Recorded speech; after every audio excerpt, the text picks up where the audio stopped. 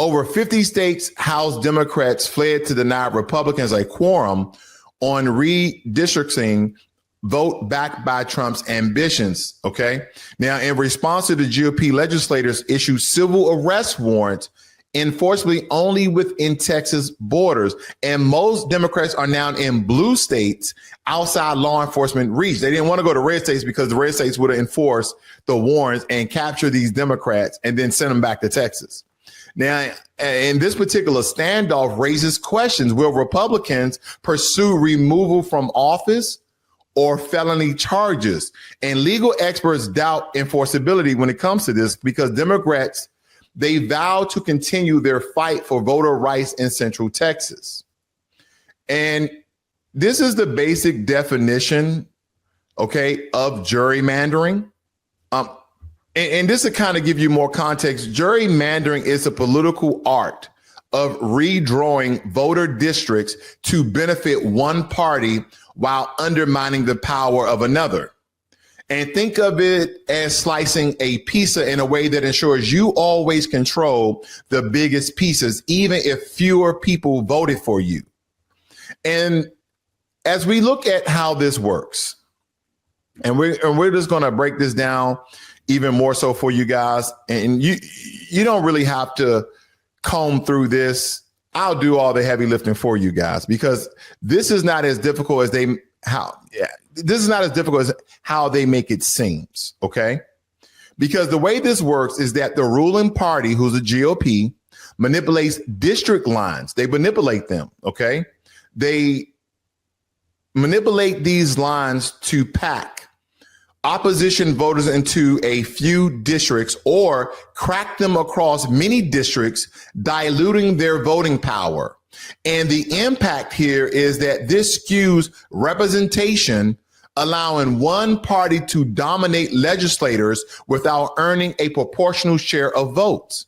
Now, in Texas, critics argue that Republicans have mastered this game, locking in long-term dominance at the expense of Black, Latino, and these urban communities. That's how that is the reason why we are here today, the way how they are manipulating this. And again, this whole cracking method and the way they pack it. OK, and I'm just showing you here on your screen. I'll blow this up for you guys because I really want to break this down for we can all understand. Because when it comes to politics, in some regards, don't forget, when it comes to politics, majority of politicians, a lot of senators, a lot of Congress people, they are lawyers. They're not practicing lawyers. They have passed the bar exam. Majority of them have passed the law exam. And that's why they understand the law. And the law was meant to confuse, as I stated yesterday, the commoners. We're the commoners. A lot of us, we didn't go to law school. We didn't pass the bar exam. We only know what you show us. And again, if no one's is really breaking this down to a level where it's feasible and that we can regurgitate this knowledge. So again, if someone to ask us, we can actually explain it to it, then more times than not, it's going to be more confusing than what it is. So that's my aim here today, because as we look at this, why did the Democrats flee Texas? Why did they flee? Because Republicans, with the backing from Donald Trump, introduced a mid-decade redistrict plan that could flip up to 5 Democratic-held congressional seats to GOP control before 2026. And over 50 Democratic lawmakers left the state.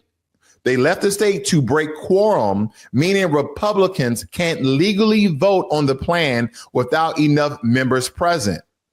And Governor Abbott issued civil arrest warrants for absentee Democrats and slapped them with $500 a day fines, hoping to force them to return.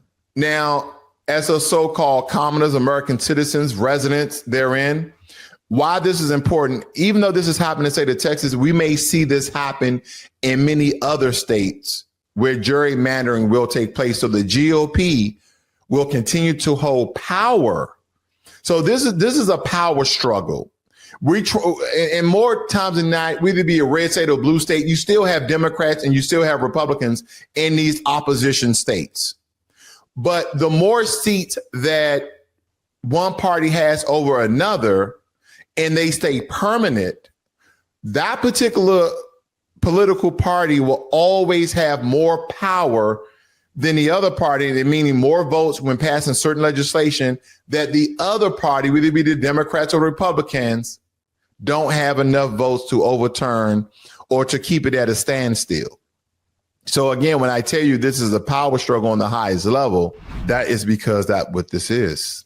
And Governor Abbott is trying to incarcerate, lock up, detain a lot of these Democrats who fled the state. Now, as I stated, that this is what they're trying to impose as a permanent GOP stronghold. If passed, the new map would entrench Republican power in the state of Texas for a decade, undermining competitive elections.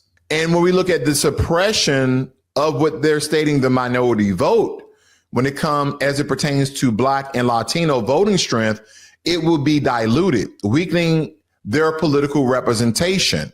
Now, 5 flip seats could make or break Democratic chances of regaining control of the U.S. House in 2026. So it's not as if that the Republicans want to retain power as they already have, because they're the majority in the Senate, they're the majority in the House, and they also have the presidency. This is the way for the Democrats in some regards to maintain their power so they can regain the House in the 2026 midterms. So again, this is utterly important when it comes to the power struggle of both political parties. Now, as they try to redistrict in order to vote, this stalls until session ends on August 19th of 2025. So they may try to hold out until that date. And Republicans may try special sessions or sue in court, but without quorum, no immediate passage. And Democrats face massive fines and possible removal from office, risking their careers for democracy, so to speak. Now, what if the Democrats return? The Republicans pass the map almost immediately. The GOP cements control for years, and minority districts are splintered. And federal court battles could challenge the map, but it may be too late for the 2026 elections. And a lot of you may be asking, why does this matter? Which is an important answer. An important question, no less. Why does this matter? As I comb through the details here, this isn't just a Texas fight when we look at this. It's a national democracy battle, as they're stating, because if Republicans succeed, it sets precedents for mid-decade the redistricting over these certain enclaves within Texas, but it also can spread nationwide and infuse takeovers of certain districts that were democratically led or GOP led. And Democrats are betting their political lives to stop what they call electoral theft, gerrymandering, electoral theft. The outcome would define whether voters pick their politicians or politicians pick their voters. And this is what this is about. In some regards, I understand what the Democrats are doing. And again, just as a disclaimer, if you're new to Blacklogic, please hit the subscribe button as well as the notification bell, so you know every time I release a video and or go live. I understand what the Democrats are doing because this is a power struggle, but that means that for decades to come, the GOP in those districts will utterly have all the power and say so as it pertains to legislation, laws, policies, etc. And they're trying to stop this, and I totally understand. But is this the right way to go? Should they hold off until August 19th in order to do this? As I comb through the details and what may happen, it's a larger play at hand, because if they do come back, this will pass immediately and the Democrats will lose 5 seats and automatically will give the GOP, the Republicans, majority of the vote in Texas for a very long time. So that means that any legislation democratically led will never have a chance unless they have some bipartisanship heavy on the Republican side. And we know when the Democrats try to pass legislation, whether it be on a state or federal level, and vice versa, we understand that they still need anywhere from 1 to 5 votes from the opposing party. And sometimes that does happen because you may have some Republicans that agree with some liberal laws that they understand this will affect people in a positive manner, and then vice versa. But if this happens, there's no chance in hell that the Democrats will ever hold any power, especially in those neighboring and especially in Texas. And believe me, look at this as the blueprint going forward for what the Republicans may do in red states and what Democrats may act and leave the state until that date and come back and face civil arrest as well as fines. And no other than Jasmine Crockett, she was also stating that she has enough money to cover these fines. I just want to point that out. I don't know how much money she has, ladies and gentlemen, but again, she's playing with fire. I mean, me personally, I wouldn't do that. There's other way to handle this. And again, we're at a standstill. We're at a standstill this morning when it comes to this. But nonetheless, I think this is important to follow because this redistrict plan crafted to shift 5 congressional seats towards the GOP could have long-term impacts. And again, this is all ahead of the 2026 midterms. And Democrats argue that the maps, they argue that the maps dilute the Black and Latino votes in those areas. But nonetheless, Governor Greg Abbott have imposed civil fines of $500 a day and threats of removal from office. And they're saying that this, they can't do that. But now they're doing fundraising to pay bills that are on the table from the GOP leadership. So I wonder how long will this continue? Will this last until August 19th or not?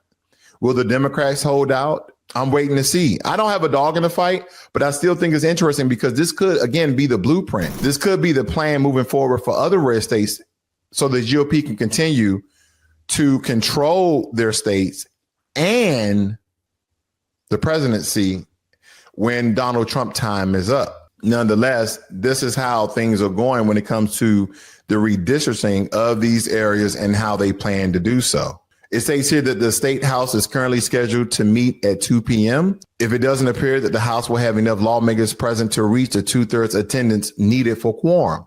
So this is what they're doing. In order for this to happen, they need 2/3 of attendance.